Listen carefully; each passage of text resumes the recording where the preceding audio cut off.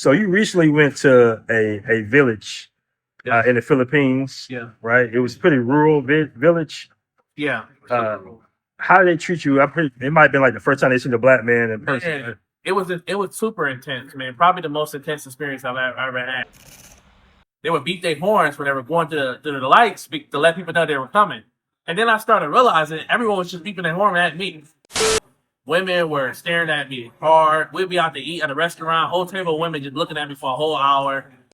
The word Negro was on damn near every building. It was Negro Supply Company, Negro Bus Line, Negro Car Service, Negro Lawyers. It was intense. I mean, you on the elevator with your girl, and these girls are just like, I'm yours. So you've been to 100 countries. What afforded you to be able to travel to so many countries and live out, Yeah. your dream, around the world? Man, I used to always be blindsided. I grew up in a black community where we always used to say to travel abroad means you're rich. And so when I was younger, man, I traveled around Europe. I got a taste of what it felt like. But then when I started going to places like the DR, Brazil, and Thailand, and seeing what the dollar can do, I was just like, man, this is where it's at. I started by recruiting agencies. So what I do is help people find candidates for jobs. It's a very great side hustle. It's not hard at the end of the day.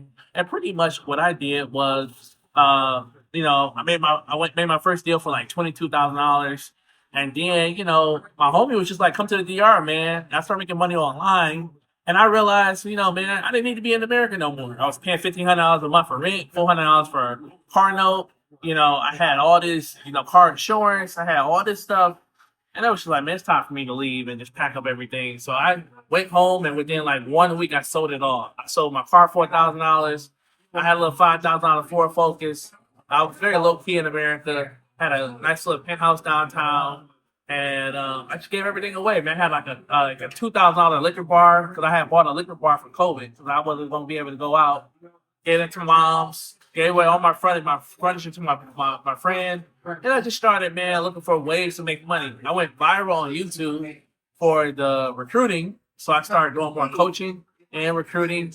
Then I started like a Amazon FBA store. I was selling women hair products. I just started hustling. And once you become a digital nomad for this long, you start figuring out more ways to make money online at the end of the day so you can have multiple streams of income.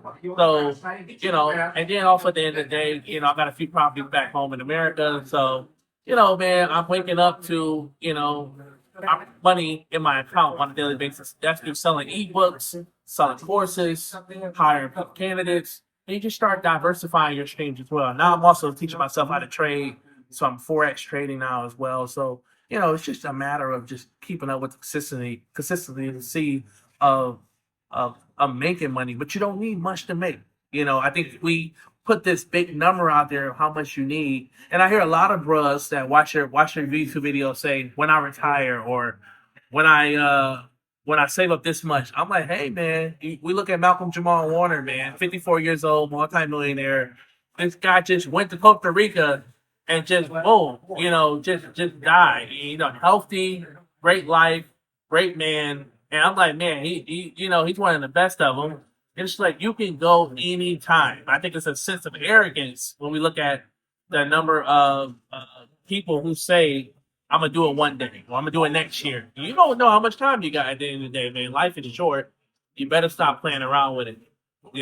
What's funny though, I want to mention this. We can cut to another episode. But what's so funny is people that are watching your channel or watching, a lot of these famous YouTube channels, they be hitting me up and it's like, "Hey man, I'm coming to Bangkok or I'm coming to Rio." I'm like, man, Rio was 4 years ago. Bangkok was 4 years ago. You're like, wait, well, where everybody at right now? We in Nha Trang. We in Da Nang. We in South Africa. We in Kenya. So you recently went to a village Yeah, in the Philippines, yeah, right? It was pretty rural village. yeah. Uh, how did they treat you? It might have been like the first time they seen a black man in person. Man, it was super intense, man. Probably the most intense experience I've ever had. I mean, the city was a small city, so a lot of the traffic lights didn't work. So the motorcycles, like I had a motorbike, they would beat their horns when they were going to the lights to let people know they were coming. And then I started realizing everyone was just beeping their horn at me. trying to get my attention every day. What's up, brother? Everyone saying hello. All the kids walking up to me. Very strong, intense attractiveness to the women. It was super aggressive. My girl was pissed. She was angry as hell. Women were staring at me hard. We'd be out to eat at a restaurant. Whole table of women just looking at me for a whole hour. It's pissing my girl. I couldn't even go to the bathroom without, without releasing myself, without somebody staring at me at the toilet. Everyone was just all over me. It was 24/7 attention. It was a little overwhelming, man. I'm not gonna lie. Yeah, I was getting celebrity vibes there, and then also the history behind the city. It's the city of Negroes, so it's a lot of history with indigenous people being one of the first peoples there. So when you look at the history around the city, when you go around the city, the word Negro was on damn near every building. It was Negro Supply Company, Negro Bus Line, Negro Car Service, Negro Lawyers. So it was like surreal, it was like a surreal moment. You're seeing something like this, and it's just like what you look at the American history and cross both, and you're just like, damn, like you know, this was a horrible thing we used to see back in the 50s and the 60s in America, but it's more like a respect to history in this rural area. When you do your research on Buffalo City and the origins of the Negro people, like they were like super powerful and influential in the city. So man, just it was a lot of emotions and but it was raw. I mean, it's goats out in the front yard, cows and buffaloes just walking on the street. You got horses in the front yard. It was super raw. Chickens and roosters. I'm just walking past roosters every day, and they just saying what up. They just, so it was super raw, man. And just seeing live chickens, getting killed right there in front of you. The city is well known for their chicken, so they got like the best chicken in the world. But man, it was like I said, it was a wow and a crazy experience. I don't think my girlfriend wants me to even go back there, to be honest. Like it was too much for her. She was just like, we ain't going. It was intense. I mean, you on the elevator with your girl, and these girls are just like, I'm yours any day. And her own friend, people she grew up with, friends, like, are staring at me. It's so intense, man. My girlfriend, family members, and friends sometimes be adding me on Instagram, and I be telling my girl, like, who this? I don't know who they is. Who this? And like, it's super intense, man. Like, if you're a black man, don't go to Buffalo City, man, because women are gonna be all over you, and it's gonna be too much for you, man. It's gonna be too much. Don't go to any profit city. Dumaguete, Elo.